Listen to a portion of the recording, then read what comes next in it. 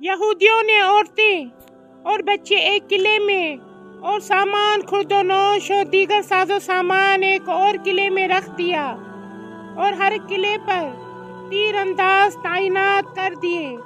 جو قلعے میں داخل ہونے کی کوشش کرتا اس پر تیروں کی بارش کر دیتے تھے۔ مسلمانوں نے پہلے 5 قلعوں کو ایک ایک کر کے فتح کیا، جس میں 50 مجاہدین زخمی اور 1 شہید ہوا۔ یہودی رات کی تاریکی میں ایک سے دوسرے قلعے تک اپنا مال اور اسباب اور لوگوں کو منتقل کرتے رہے۔ باقی 2 قلعوں میں قلعہ کموس سب سے بنیادی اور بڑا تھا اور ایک پہاڑی پر بنا ہوا تھا۔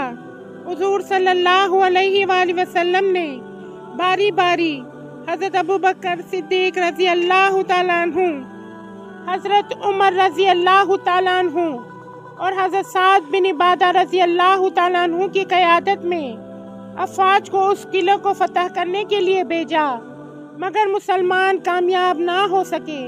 پھر حضور صلی اللہ علیہ وآلہ وسلم نے ارشاد فرمایا کہ کل میں اسے علم دوں گا جو اللہ اور اس کے رسول سے محبت کرتا ہے اور اللہ اور اس کا رسول اس سے محبت کرتے ہیں، وہ شکست کھانے والا اور بھاگنے والا نہیں ہے، خدا اس کے دونوں ہاتھوں سے فتح عطا کرے گا۔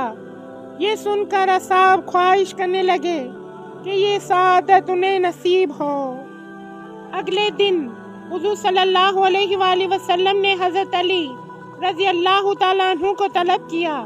صحابہ کرام نے بتایا کہ انہیں آشوب چشم ہے، لیکن جب حضرت علی رضی اللہ تعالیٰ عنہ آئے تو حضور صلی اللہ علیہ وآلہ وسلم نے اپنا لعاب دہن ان کی آنکھوں میں لگایا، جس کے بعد تا زندگی انہیں کبھی آشوب چشم نہیں ہوا۔ حضرت علی رضی اللہ تعالیٰ عنہ قلعے پر حملہ کرنے کے لیے پہنچے تو یہودیوں کے مشہور پہلوان مرحب کا بھائی مسلمانوں پر حملہ آور ہوا، مگر حضرت علی رضی اللہ تعالیٰ عنہ نے اسے قتل کر دیا اور اس کے ساتھی بھاگ گئے۔ اس کے بعد مرحب رجس پڑھتا ہوا میدان میں اترا۔ اس نے ذرہ، بختر اور کھود پہنا ہوا تھا۔ اس کے ساتھ ایک زبردست لڑائی کے بعد حضرت علی رضی اللہ تعالیٰ عنہ نے اس کے سر پر تلوار کا ایسا وار کیا کہ اس کا کھود اور سر درمیان سے 2 ٹکڑے ہو گیا۔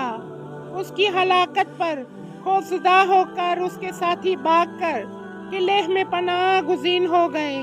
حضرت علی رضی اللہ تعالیٰ عنہ نے قلعے کا دروازہ جو 20 آدمی کھولنے تھے اکھاڑ لیا اور اسے قلعے کے دروازے کے سامنے والی خندق پر رکھ دیا تاکہ افواج گھوڑ سواروں سمیت قلعے میں داخل ہو سکیں۔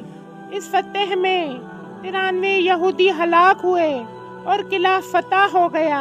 مسلمانوں کو شاندار فتح ہوئی۔